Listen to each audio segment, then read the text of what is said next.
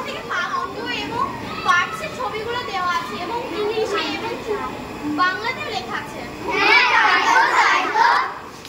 Hair মানে চুল, mouth মানে মুখ, নিক মানে গলা, নি মানে হাঁটু, লেগ মানে পা, হেড মানে মাথা, এলবো মানে কোমর, চেস্ট মানে বুক, অ্যাবডোমেন মানে পেট, অ্যাঙ্কেল মানে গোড়ালি, টো মানে পুরো আঙুল। বুঝতে পারছেন? হ্যাঁ, বুঝতে পেরেছি। এখানে বলেছে যে পূর্ণ সংখ্যার ব্যাপারে বলা হয়েছে, মানে মাইনাসের প্লাসের কথাটা বলা হয়েছে। তাহলে আমি বলছি এখানে উপরটা হচ্ছে ধনাত্মক এবং নিচেরটা হচ্ছে ঋণাত্মক। তো আমরা যখন আমাদের এখন আমরা সেই সাধারণ ভাষা বলতে পারি, উপরটা হচ্ছে প্লাস পজিটিভ আর নিচেরটা নেগেটিভ আনছি। এবার তোরা কিছু বুঝতে পারলি? একটা উদাহরণ দিয়ে দেখি। আমি যেমন কোনো দোকানদারের কাছে গেলাম, গিয়ে বললাম যে আমার কাছে কোনো টাকা নেই। আমি বললাম যে 10 টাকার আলু দিতে, 10 টাকা দিনে সেই দোকানদার আমাকে দিলেন এবং আমার কাছে 10 টাকা নেই। সেই 10 টাকাটা সেই দোকানদারের কাছে আমার কাছ থেকে মাইনাস 10 টাকা ধার থাকতে হবে। এবং তার পরের দিন ধরলাম যে তার পরের দিন আমি দোকানে গেলাম, দোকানে গিয়ে আমার কাছে 20 টাকা আছে, আমি আবার গিয়ে বলছি 10 টাকা আমাকে আলু দিতে। এবার আমি সেই যখন আলুটা দেওয়া হয়ে গেল তখন আমি 10 টাকা দিলাম, 20 টাকা দিলাম দোকানদারকে, তাহলে দোকানদারের কাছ থেকে আমি প্লাস 10 টাকা আমি আবার ফেরত পাবো। এটা বলে লিখেছে এখানে। Noun, pronoun, verb, adjective, adverb, preposition, conjunction, interjection কি সুন্দর করে এগুলো দিয়ে দিয়েছে, খুব সুন্দর লাগছে দেখতে। দেখ আমাদের হেডমাস্টার কত সুন্দর করে এখানে পড়ছে, অর্ডার করে ছবি রেখে দিয়েছে। এটা আরো প্রতিফলন তাদের সূর্যের আলোক রশ্মি এখানে আসলো, এটাকে বলা হয় আপাতত রশ্মি, যেটা আসবে দর্পণে এসে পড়বে আর যখন এটা ফিরে যাবে তখন পুরো ভুলেই যায় যে কোথায় কি হবে না হবে। যেমন দেখ a + b² a² + 2ab + c² a + b² a - b তার square plus 4ab a - b তার হোল স্কয়ার a স্কয়ার। এর মধ্যে না বলুন চিহ্নগুলো দেখে নেন।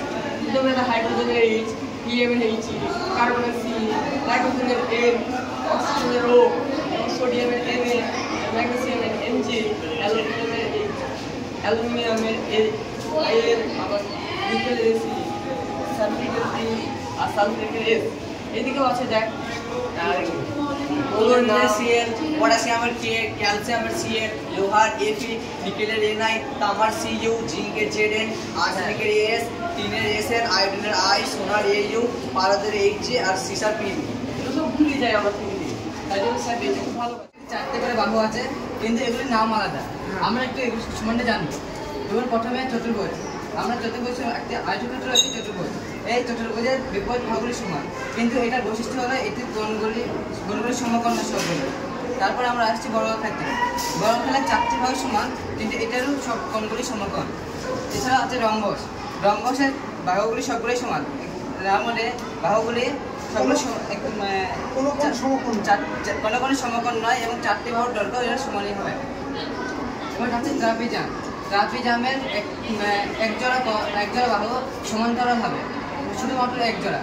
আর তারপরে আসছে সমদ্বিবাহু ত্রিভুজ, সমদ্বিবাহু ট্রাপিজাম, ট্রাপিজামের 2টি বাহু সমান্তরালের সঙ্গে সঙ্গে এটির তির্যক বাহু দুটি সমান হবে। তারপর আছে সামুদ্রিক, অর্থাৎ তির্যক বাহু দুটি সমান্তরাল বাহু দুটি সমান্তরাল হবে।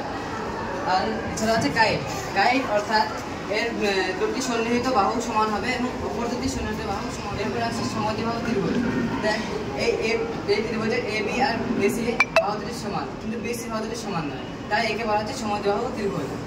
তারপরে আসছে এই বিষমবাহু ত্রিভুজ, অর্থাৎ তার কোনো বাহু সমান হবে না, AB, BC আর CA সমান হবে না, এগুলো এই দিক থেকে আলাদা থাকবে। তারপরে আসছে কোণভেদক 3 ভাগে ভাগ করে যায় ত্রিভুজকে, যেমন AB, BC আর CA, ACB আর ABC, এছাড়াও BAC, এই 3টে কোণ সূক্ষ্মকোণ হবে। আমরা জানি সূক্ষ্মকোণ অর্থাৎ 90 ডিগ্রির কম, অর্থাৎ এই কোণগুলি 90 ডিগ্রির কম হবে।